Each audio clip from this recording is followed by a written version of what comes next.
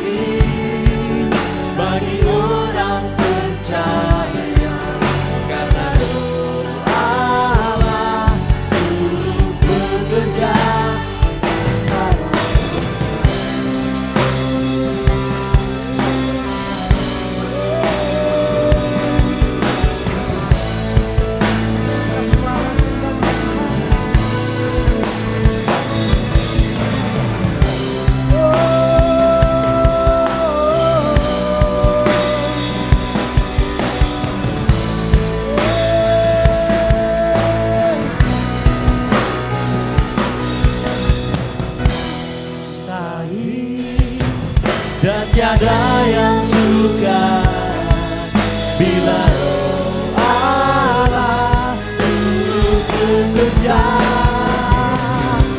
Tiada yang mustahil bagi orang percaya, karena Roh Allah turut bekerja. Karena Roh Allah turut bekerja. Karena Roh Allah turut bekerja di antara kita. Haleluya, Yesus. Terima kasih Tuhan.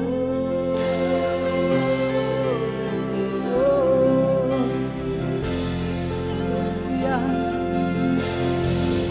Kami menyembah Tuhan. Haleluya.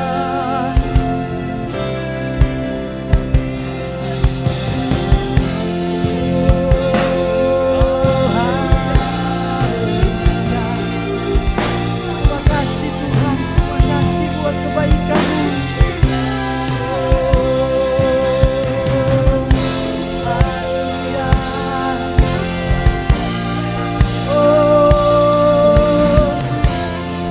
Haleluya.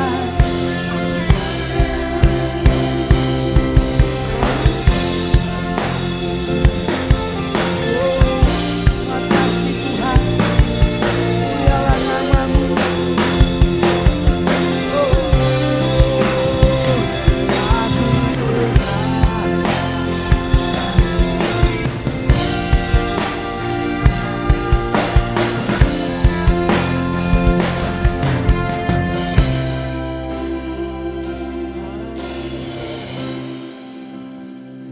Aku percaya ada mujizat. Aku percaya Tuhanku dahsyat, perbuatan ajaib telah dikerjakannya. Aku percaya ada mujizat. Aku percaya ada mujizat. Mujizat-Mu masih ada. Aku percaya Tuhanku dahsyat, perbuatan ajaib telah dikerjakannya. Aku percaya ada mujizat. Percaya ada mujizat. Aku percaya Tuhanku dahsyat, perbuatan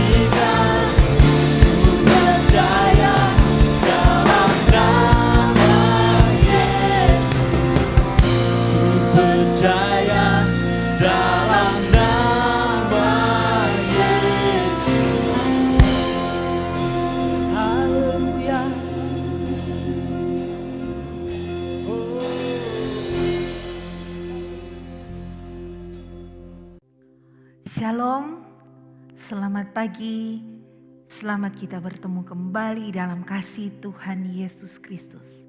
Mari jemaat Tuhan yang ada di rumah, kita sama-sama berdoa untuk mendengarkan nasihat, tuntunan dan bimbingan dari Tuhan untuk kita pada hari ini. Bapa di dalam surga, terima kasih. Terima kasih untuk segala hal yang Engkau berikan kepada kami. Dan terima kasih untuk segala sehat yang Engkau berikan kepada kami. Kami bisa duduk diam untuk mendengarkan rema-Mu. Dan terima kasih Tuhan untuk penyertaan dan perlindungan-Mu kepada kami sepanjang minggu yang berlalu. Di dalam nama Tuhan Yesus kami siap untuk mendengarkan firman-Mu. Haleluya. Amin. Puji nama Tuhan. Pada pagi hari ini kita akan berbicara mengenai pilihan dan tantangan orang percaya. Ketika kita memilih untuk menjadi pengikut Kristus, ketika kita dipilih Tuhan dan ditetapkan sebagai milik kesayangannya, dan menikmati berkat-berkat janji-janji firman Tuhan. Ketika kita memilih untuk menjadi orang percaya, kita diperhadapkan kepada pilihan-pilihan dan tantangan-tantangan. Mari kita buka dan baca di dalam 1 Petrus 4 ayat 7 sampai dengan ayatnya yang ke-19. Tetapi saya akan baca pada ayat 7 sampai dengan ayat yang ke-11. 1 Petrus 4 ayat 7 sampai dengan ayat yang ke-11. Kesudahan segala sesuatu sudah dekat. Karena itu kuasailah dirimu dan jadilah tenang, supaya kamu dapat berdoa. Tetapi yang terutama, kasihilah sungguh-sungguh seorang akan yang lain, sebab kasih menutupi banyak sekali dosa. Berikanlah tumpangan seorang akan yang lain dengan tidak bersungut-sungut. Layanilah seorang akan yang lain sesuai dengan karunia yang telah diperoleh tiap-tiap orang sebagai pengurus yang baik dari kasih karunia Allah. Jika ada orang yang berbicara, baiklah ia berbicara sebagai orang yang menyampaikan firman Allah. Jika ada orang yang melayani, baiklah ia melakukannya dengan kekuatan yang dianugerahkan Allah, supaya Allah dimuliakan dalam segala sesuatu karena Yesus Kristus. Ialah yang empunya kemuliaan dan kuasa sampai selama-lamanya. Amin. Saudara, mari kita berbicara mengenai pilihan. Pilihan sebagai orang Kristen. Pilihan sebagai seorang pengikut Kristus. Pada waktu kita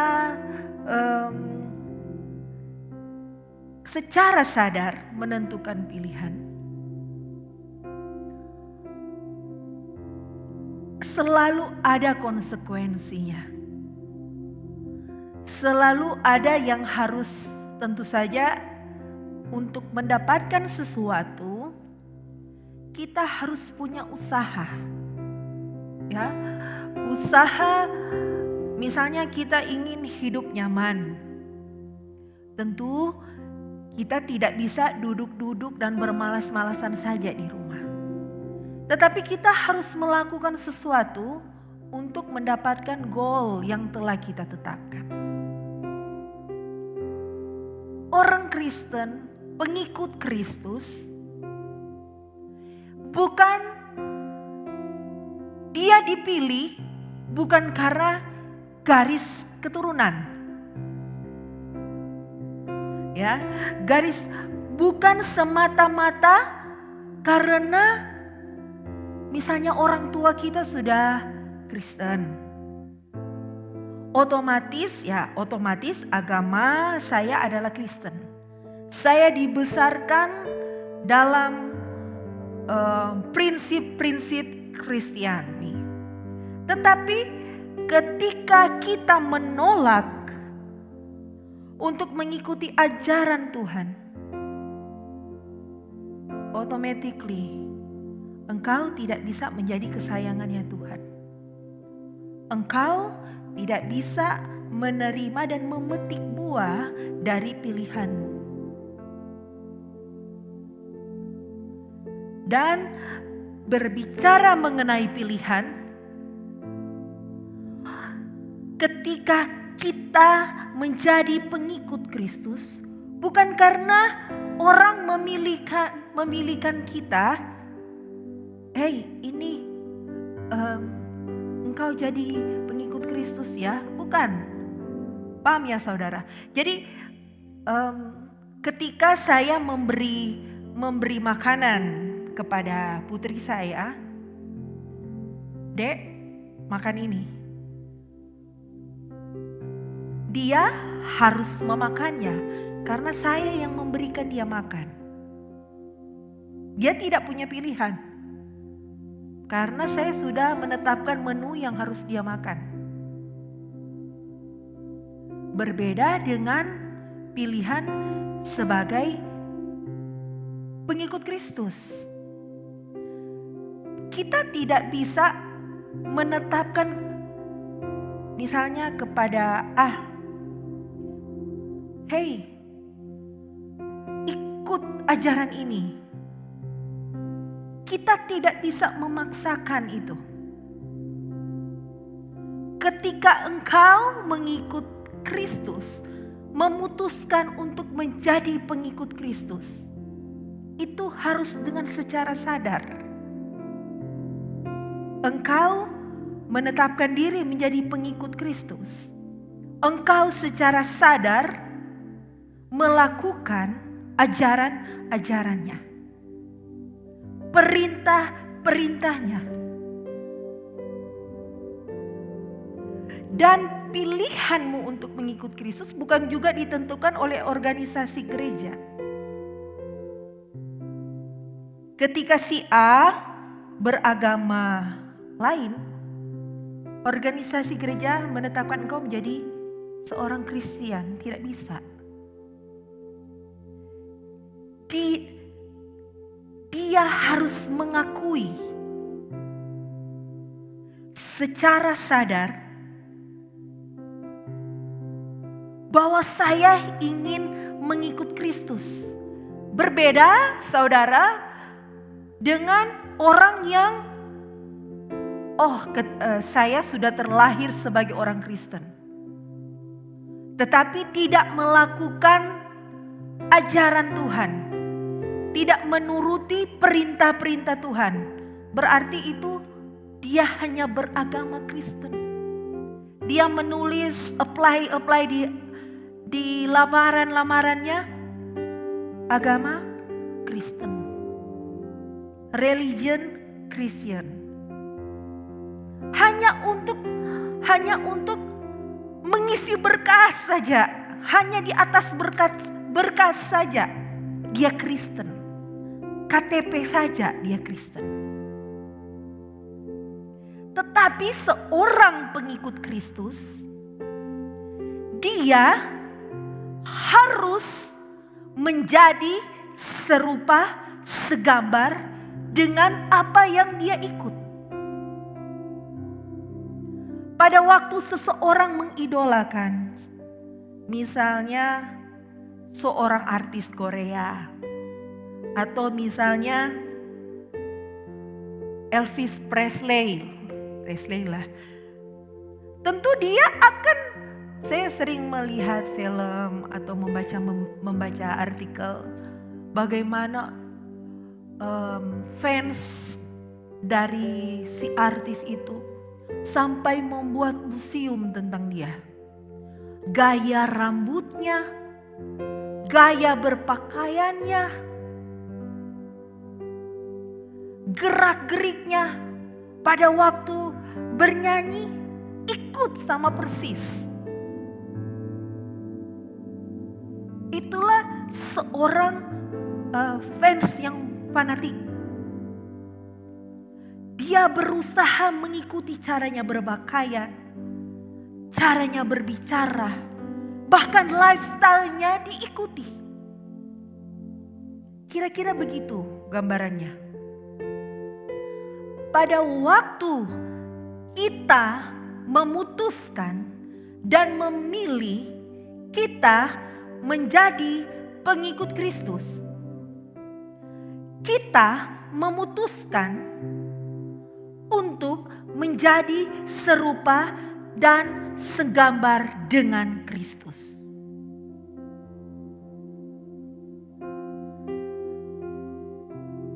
Kita baca di ayat di pasal 5 ayat 17 di 2 Korintus 5. 2 Korintus 5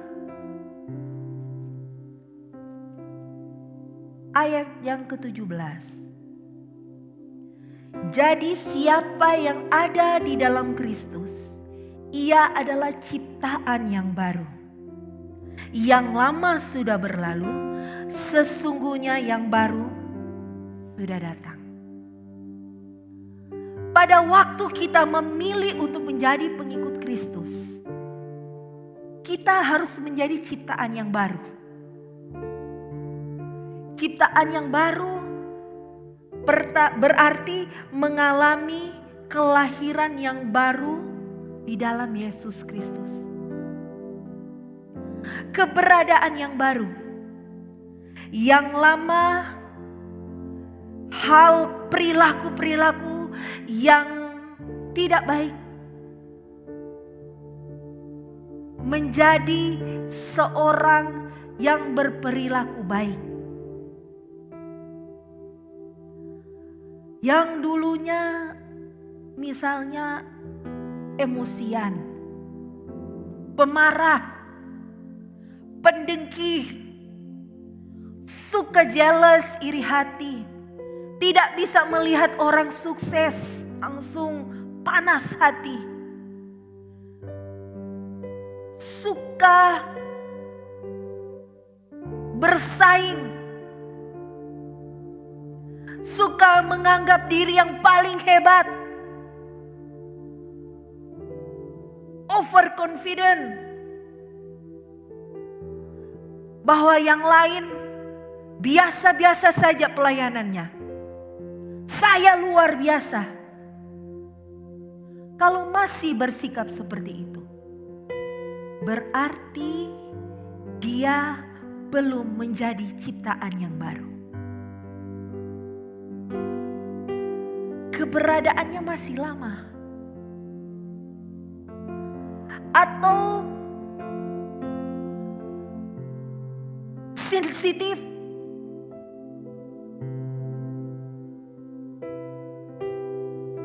Bila tidak didengar masukan dan nasihat, sensitif. Tapi apabila ditegur, dinasihati, tidak mau sepaham. Orang yang seperti itu meskipun sudah terjun lama di pelayanan, berarti dia bukan ciptaan yang baru. Ketika benar-benar memutuskan untuk menjadi pengikut Kristus, orang percaya, kita harus bisa diubahkan sesuai segambar dengan rupa Kristus. Ada yang sering bilang, aduh Kak, susah mau rubah ini emosian. Susah mau rubah, kita sebenarnya baik. Tapi kita punya mulut yang kasar. Kalau memang engkau berkomitmen, ingin menjadi serupa dan segambar dengan Kristus, yang adalah pilihanmu secara sadar mengikuti Dia, engkau akan berusaha untuk menjadi pribadi yang lebih baik lagi.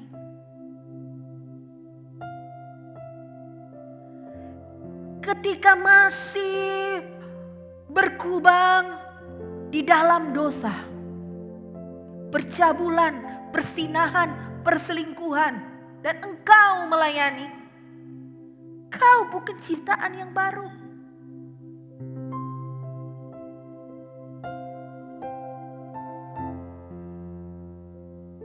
Tuhan Yesus yang engkau putuskan menjadi idola, menjadi role model, tidak pernah melakukan itu. Jadi ketika kita masih melakukan hal-hal yang berkonotasi tidak baik, hal-hal yang secara sadar kita tahu pasti itu melukai hati Tuhan, berarti engkau belum benar-benar menjalankan ajaran yang Tuhan Yesus telah tetapkan, tersirat, tersurat dengan jelas di dalam Alkitab. Ketika orang memutuskan untuk menjadi pengikut Kristus,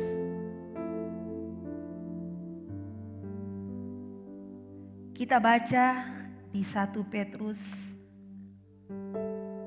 4 ayat 8. Tetapi yang terutama, kasihilah sungguh-sungguh seorang akan yang lain. Memiliki kasih,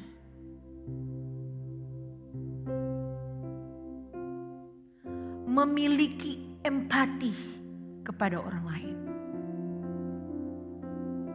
memiliki hati yang penuh dengan belas kasihan. Jika engkau berkata tentang kasih di atas mimbar, engkau harus menghidupi itu di kehidupanmu sehari-hari.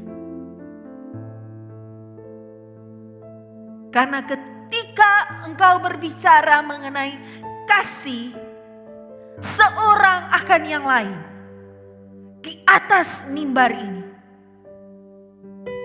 dan sikapmu berbanding terbalik dengan apa yang engkau ucapkan di atas mimbar, berarti engkau bukan pengikut Kristus.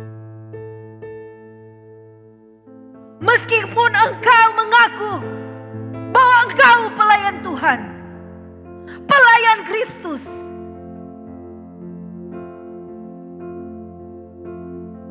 tapi tidak menjalankan salah satu syarat ini,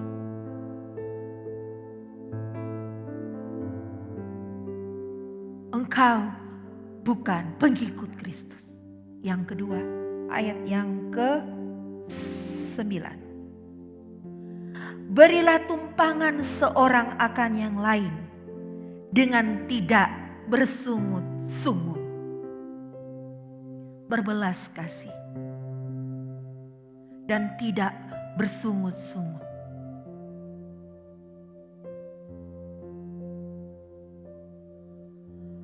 Ada anak Tuhan, pelayan Tuhan. Yes, saya menerima tanggung jawab itu. Yes, saya menjadi melayani di gereja di bidang A, B, C, D, dan seterusnya. Tetapi masih suka bersungut-sungut, masih suka berhitung-hitungan dengan Tuhan.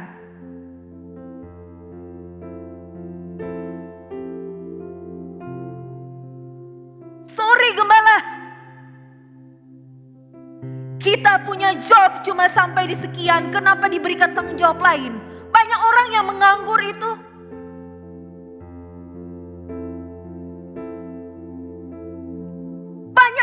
masih ongkang-ongkang kaki. Si B juga tidak pernah memberi, tetapi gembala masih kasih perhatian lebih, bersungut-sungut. Selalu berhitung dengan pekerjaan yang dilakukan, dengan pekerjaan yang tidak dilakukan oleh orang lain. Kalau dia tidak mengerjakan bagiannya dan engkau mengerjakan bagiannya, berkat yang seharusnya si B terima, Tuhan akan berikan kepadamu. Jangan berhitung dengan Tuhan. Jangan bersungut-sungut melakukan pekerjaan Tuhan.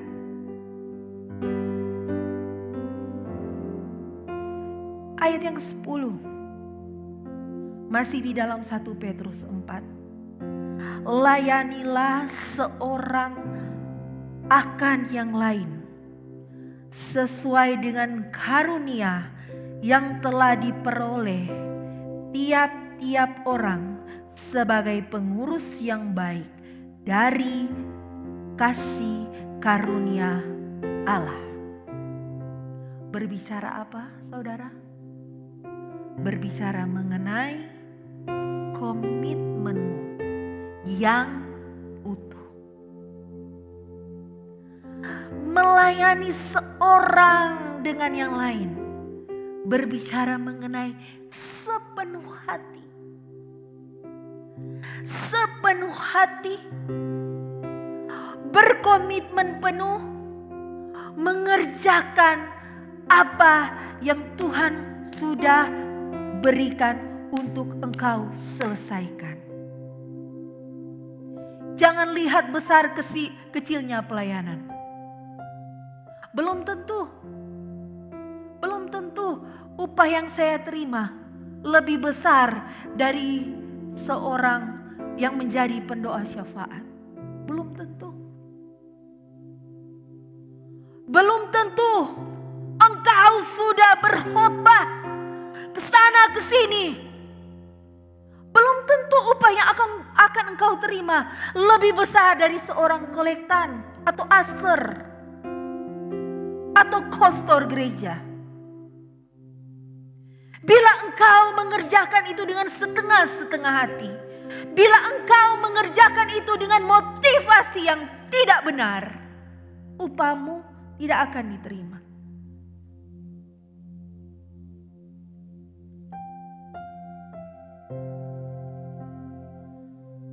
Kembali lagi. Ketika kita memutuskan untuk menjadi pengikut Kristus,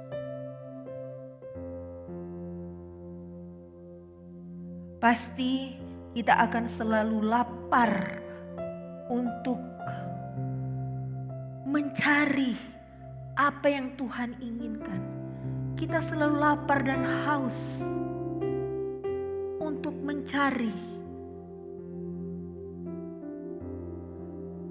perkataan-perkataan Tuhan, untuk memperdalam, untuk mencari apa yang Tuhan kerjakan, karakter Kristus seperti apa, sehingga pada waktu kita haus dan lapar akan firman Tuhan, kita akan selalu dibaharui. Karena apa? Kita pasti akan selalu ditegur ketika kita sudah mulai sedikit melenceng. Kita akan ditegur oleh firman yang kita baca setiap hari. Ketika kita sudah mulai kehilangan arah, firman Tuhan adalah pedoman yang paling hakiki bagi seorang pengikut Kristus. Pada waktu kita memutuskan memilih, pada waktu kita menetapkan pilihan kita untuk mengikut Kristus, sudah pasti tidak berhenti sampai di situ. Tidak berhenti pada waktu kita menerima Tuhan sebagai juru selamat pribadi.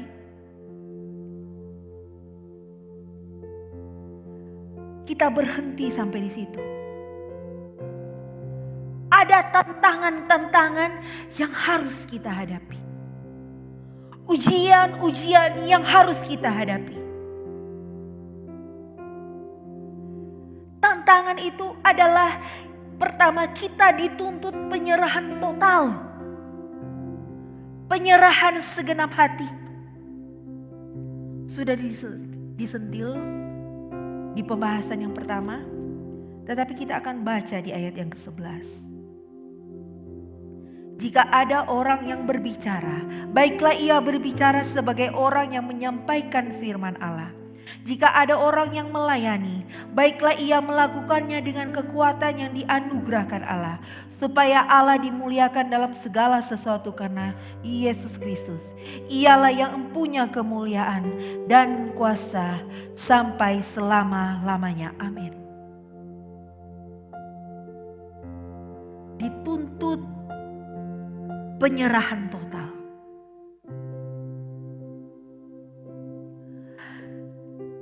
Jika ada orang yang melayani, baiklah ia melakukannya dengan kekuatan yang dianugerahkan Allah.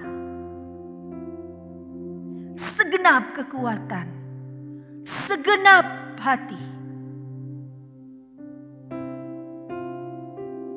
Tidak setengah-setengah, tidak mendua hati. Ada anak-anak Tuhan, saya sudah menetapkan mengikut Kristus. Saya menjadi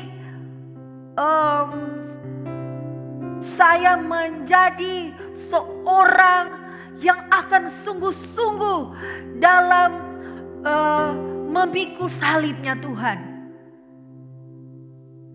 Di KKR bertobat berulang-ulang kali, menangis.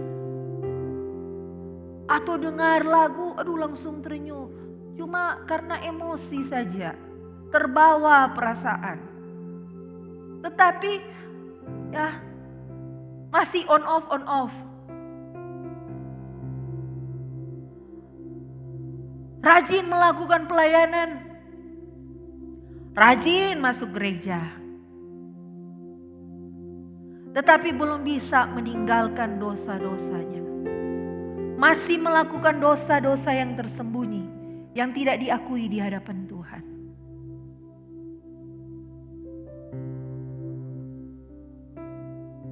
Masih mendua kaki, satu kaki di laut, satu kaki di darat, suam-suam kuku. Orang yang mendua hati tidak pernah tenang dalam hidupnya. Yakobus Rasul berkata seperti itu. Orang yang mendua hati tidak pernah tenang di dalam hidupnya. Yang kedua, tantangan apa? Ayat yang ke-12. Saudara-saudara yang kekasih, janganlah kamu heran akan nyala api siksaan yang datang kepadamu sebagai ujian. Seolah-olah ada sesuatu yang luar biasa yang terjadi atas. Saudara,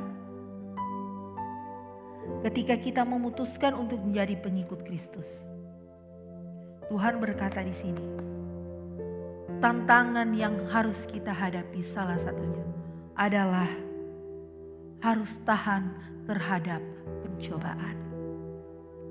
Ada seorang anak Tuhan, seorang ibu. Pada waktu dia memutuskan menikah dengan suaminya, dia berpikir dia akan menjalani hidup dengan nikmat. Dia seorang Kristen, tetapi dia belum menghidupi ajaran Kristusnya, ajaran Kristus dalam hidupnya. Dia pergi ke gereja, dia menyumbang untuk pekerjaan Tuhan, tetapi dia masih hidup, gaya hidupnya masih gaya hidup hedonis, sosialita. Masih menghabiskan hidupnya masih menghabiskan waktu-waktu di kesehariannya dengan sikap-sikap yang kurang berkenan kepada Tuhan.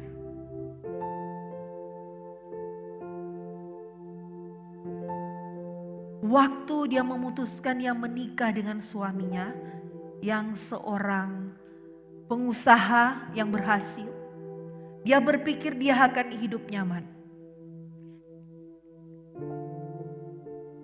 Dia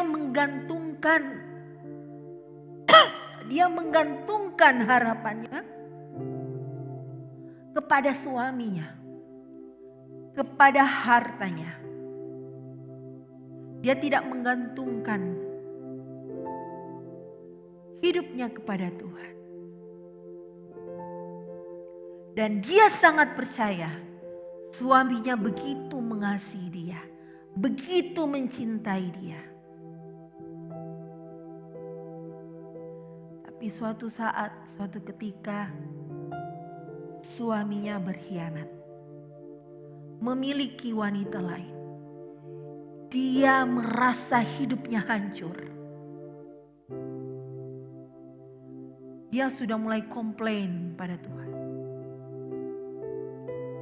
Tuhan, saya masuk gereja rajin, ibadah keluarga rajin. Doa malam kadang-kadang kalau tidak ada party, saya ikut.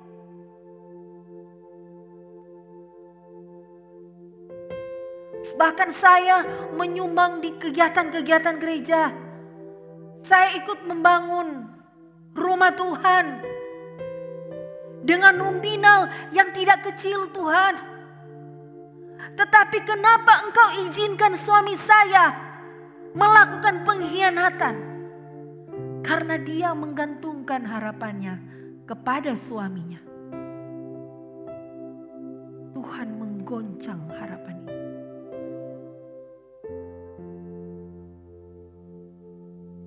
Tuhan mengizinkan dia harus mengalami ujian. Dan ujian itu sangat-sangat pahit, sangat-sangat sakit. Dia harus menjalaninya kurang lebih 10 tahun. Ketika dia sudah tidak tahan, dia memutuskan ingin bercerai. Tuhan bilang jangan.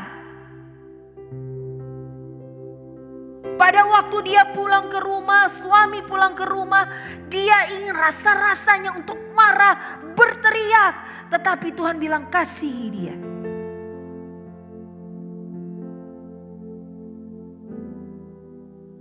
Ketika dia sudah tidak tahan melihat kelakuan suaminya, ingin rasanya dia meninggalkan suaminya.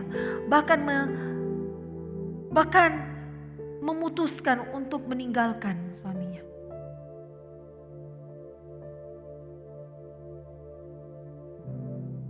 Tetapi pada waktu dia memutuskan untuk mengikut ajaran Tuhan, untuk mengikut suara Tuhan, dia sudah mulai berubah. Dia sudah mulai memperkatakan hal-hal yang baik. Meskipun dia sangat disakiti oleh suaminya. Bahkan pada waktu rasa-rasanya dia ingin mencelakai suaminya, Tuhan menyuruh dia untuk melakukan yang sebaliknya. Untuk waktu yang lama dia lakukan itu. Tetapi dia komplain sama Tuhan. Tuhan, kenapa saya sudah mengikut Engkau? Saya sudah mengikut ajaran-Mu. Saya sudah melakukan apa yang Engkau perintahkan kepada saya untuk saya lakukan. Kenapa suami saya tidak berubah? Bahkan justru pada waktu dia melakukan kesalahan, saya menawarkan dia makanan, justru dia membentak saya, Tuhan. Malah kelakuannya semakin menjadi-jadi. Tuhan bilang kepada wanita ini, bukan suaminya yang ingin saya rubah menjadi ciptaan yang baru. Yang saya ingin rubah adalah engkau.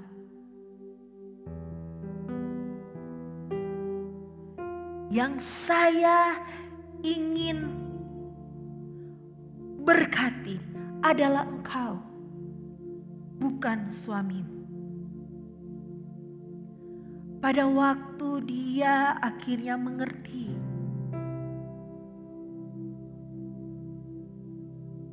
bahwa dirinya yang harus diubahkan,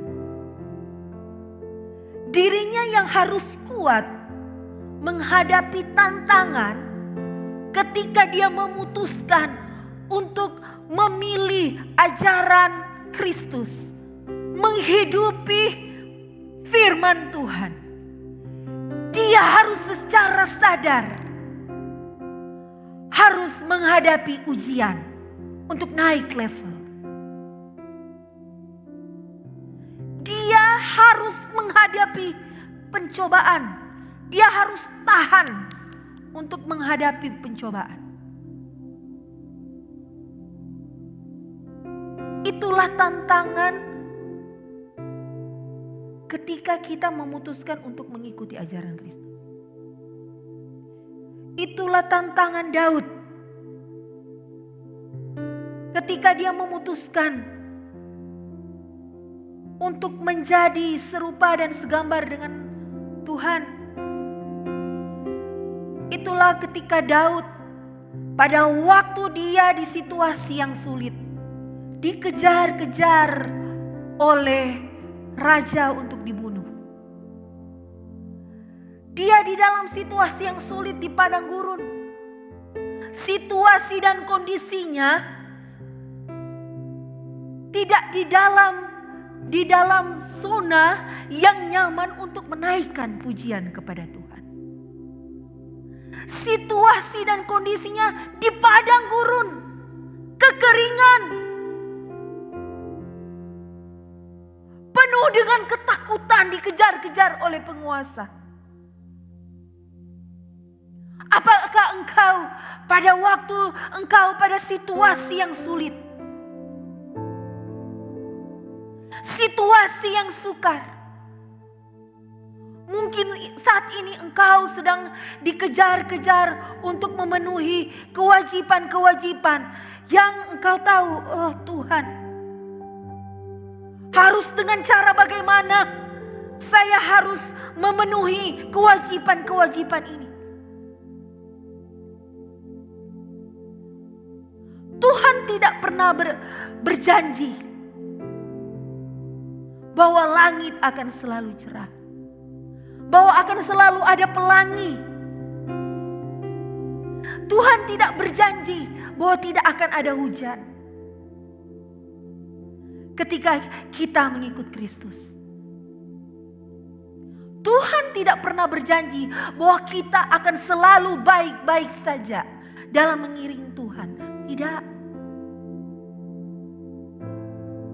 Tetapi Tuhan berjanji akan selalu memberikan kita kekuatan.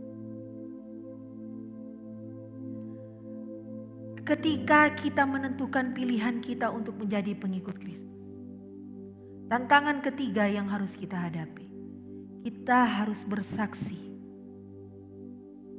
tentang penderitaan Yesus dan bertumbuh di dalam Yesus. Adalah nonsens bahwa mungkin ada ajaran-ajaran yang berkata, mengikut Kristus, lakukan apa yang Dia mau, senangkan hati Tuhan, maka kita akan selalu menerima berkat-berkat, mujizat-mujizat.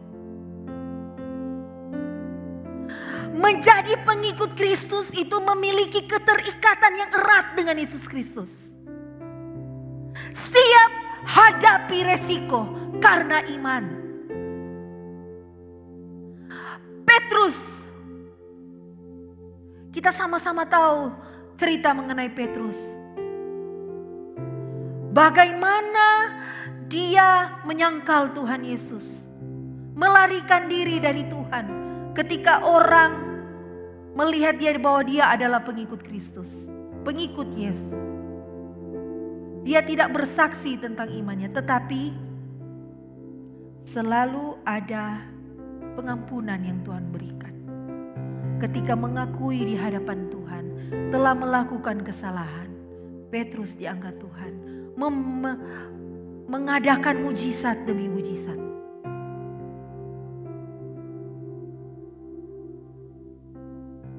Bahkan dia bersaksi mengenai imannya di hadapan mahkamah agama.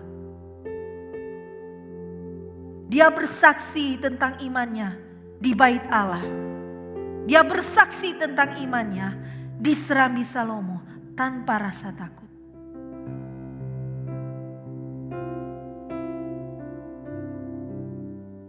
Jika kita memilih tetap kuat hadapi tantangan, jika kita di dalam pencobaan, ketika kita saat ini ada di dalam masa-masa yang sukar dan kita memilih pertama bersukacita, ayat 13. Sebaliknya, bersukacitalah. Ketika kita memilih bersukacita, ketika kita menghadapi tantangan dan pencobaan. Kita lanjut baca, sesuai dengan bagian yang kamu dapat dalam penderitaan Kristus, supaya kamu juga boleh bergembira dan bersukacita pada waktu Ia menyatakan kemuliaannya. Pada waktu kita memutuskan menghadapi tantangan dan cobaan dengan bersukacita, dengan bersyukur, kita akan mendapat bagian di dalam kemuliaannya. Ketika kita memutuskan berbahagia, 1 Petrus 4 ayat 14. Ketika kita memutuskan berbahagia, kita akan dilingkupi oleh roh kemuliaan. Masih ingat firman Tuhan tentang Simson? Betapa dia menjadi kuat ketika dia dihinggapi oleh roh Allah. Apa itu roh kemuliaan? Ada kekuatan, ada karisma. 1 Samuel 16 ayat 13 bisa dibaca. Ketika Daud diurapi menjadi raja, ketika dia ditetapkan, ketika dia memilih, dia diberikan urapan khusus oleh Tuhan. Roh yang penuh dengan kemuliaan. Yehezkiel mendapat penglihatan-penglihatan. Kita berbahagia mendapat porsi yang besar, berjalan dalam lindungan Tuhan, mengalami mujizat-mujizat, semakin diperlengkapi. Ayat yang ke-16 dan sampai ayat yang ke-17. Ketika kita tidak malu dengan iman kita dan memilih untuk memuliakan Tuhan, kita akan diluputkan dari penghakiman.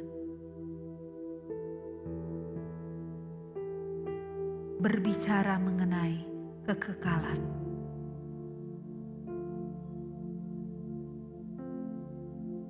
Berbicara mengenai ketika kita dipanggil pulang ke rumah Bapa di surga, kita akan duduk berdampingan dengan Dia. Diberikan tempat yang spesial, diberikan tempat yang khusus. karena kita memilih dengan benar. Karena kita menghadapi tantangan-tantangan karena iman kita dengan sikap yang benar. Baiklah kita ketika kita dihadapkan dengan pilihan-pilihan yang sulit, tantangan-tantangan yang sukar, jangan mundur saudara. Ketika kita berpikir,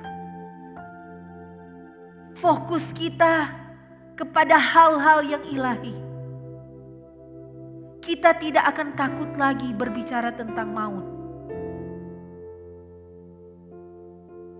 Kita tidak akan takut lagi ketika kita berada di masa-masa yang sukar, masa-masa yang sulit. Ketika kita, toko kita, usaha kita, bisnis kita, karir kita, pekerjaan kita karena kita dirumahkan, sudah mulai bangkrut,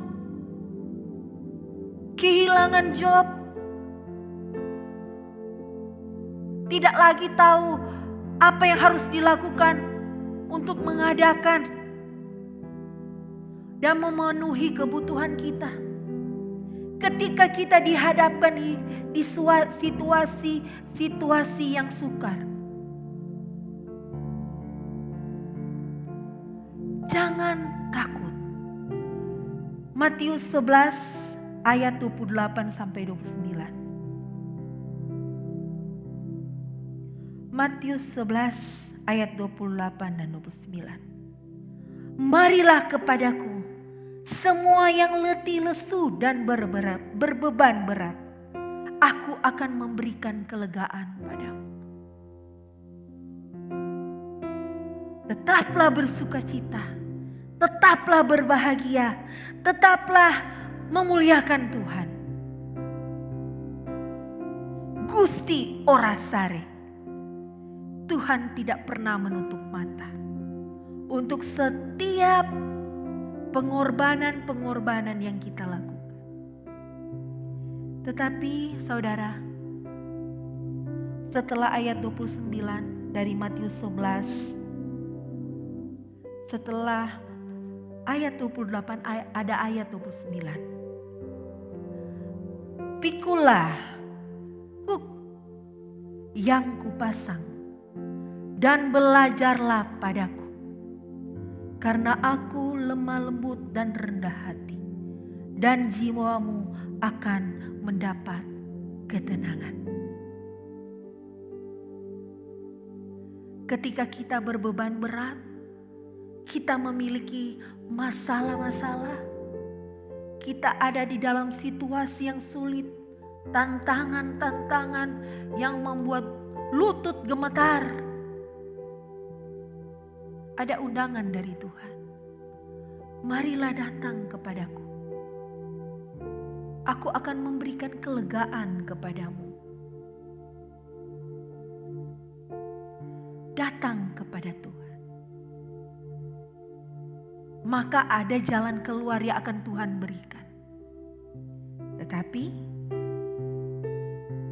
untuk mendapatkan jalan keluar, untuk mendapatkan berkat, untuk mendapatkan mujizat, ada yang harus kita lakukan. Pikulah kuk yang kuberikan. Harus melakukan usaha, effort untuk bisa sampai mendapatkan itu. Ada syarat yang harus dilakukan. No instan. Kalau makanan instan, junk food, cepat untuk dibuat, tetapi belum tentu bergizi. Tetapi untuk mendapatkan makanan yang bergizi, yang memiliki nutrisi yang baik bagi kesehatan tubuh, harus mengolahnya, harus ada usaha. Anak Tuhan, jangan cuma mau diberkati, tetapi tidak mau pikul salib. Jangan cuma mau menerima mujizat,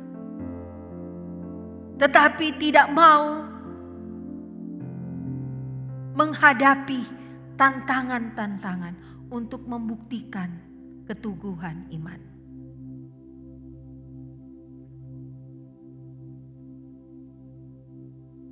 Mari memilih yang benar dan kuat menghadapi tantangan sebagai pilihan kita mengikut Kristus. Pilihan dan tantangan kita sebagai orang percaya. Haleluya. Mari kita berdoa. Terima kasih Tuhan untuk hari ini. Kami diingatkan, kami dinasihati, kami ditegur untuk ya Tuhan berjalan sesuai dengan jalan, berjalan sesuai dengan ajaran, menetapkan pilihan-pilihan yang baik, kuat dan berdiri teguh menghadapi tantangan-tantangan. Hari ini juga kami ya Tuhan mendoakan bangsa dan negara kami. Kiranya Engkau meluputkan bangsa dan negara kami Tuhan. Kiranya Engkau menjagai daerah kami Sulawesi Utara, melindungi kota kami, kota Manado, memberikan hikmat kepada pemerintah kami, pemerintah pusat sampai pemerintah daerah. Dari presiden sampai ke gubernur wali kota. Kau berikan hikmat kepada mereka, sehingga masa-masa yang sulit, masa-masa yang sukar ini diberikan kemampuan untuk mengatur dan menjadikan segala sesuatu menjadi baik. Engkau menolong gereja kami, Engkau menolong sahabat-sahabat kami, Engkau menolong jemaat-jemaat Tuhan, Engkau menolong keluarga kami, Engkau menolong orang-orang yang kami kasihi. Biarlah kami selalu diluputkan Tuhan. Biarlah penjagaan ekstra dari-Mu selalu menyertai kami, memampukan kami, dan mencukupkan kami. Terima kasih dan terpujilah nama-Mu. Kami akan selalu memilih untuk bersukacita. Kami akan selalu memilih untuk berbahagia. Kami akan selalu memilih memuliakan nama-Mu. Di dalam nama Tuhan Yesus. Haleluya. Amin.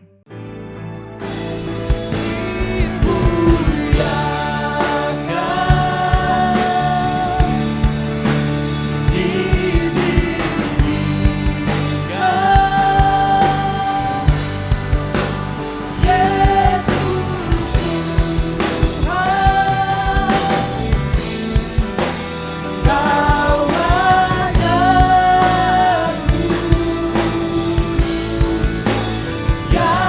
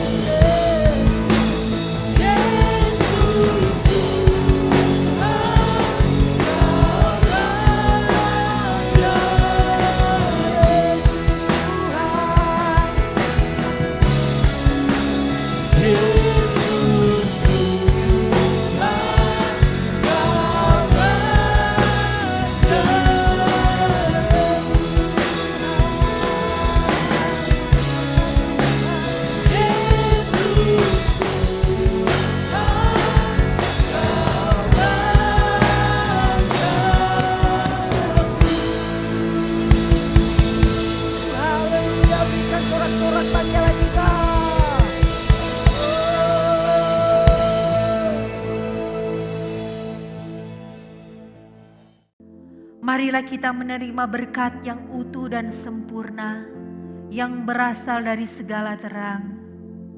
Diberkatilah engkau, apa yang diperbuat oleh tanganmu, apa yang diusahakan, segala yang baik dibuat berhasil serta beruntung. Keluar masukmu, duduk berdirinya engkau, dijagai dan dilindungi oleh Tuhan. Bayang-bayang maut sekecil pun dilalukan di dalam nama Tuhan Yesus, sehingga virus, sakit, penyakit, bakteri yang mematikan dilalukan di dalam nama Tuhan Yesus. Tinggal dan pulanglah dalam damai dan sejahtera, dalam persekutuan Putra Allah dan Roh Kudus, menjadi milik dan bagian dari kita semua. Sampai Tuhan menjemput kita kembali di angkasa yang indah permai. Maranatha, Yesus datang kembali. Haleluya. Amin. Puji nama Tuhan.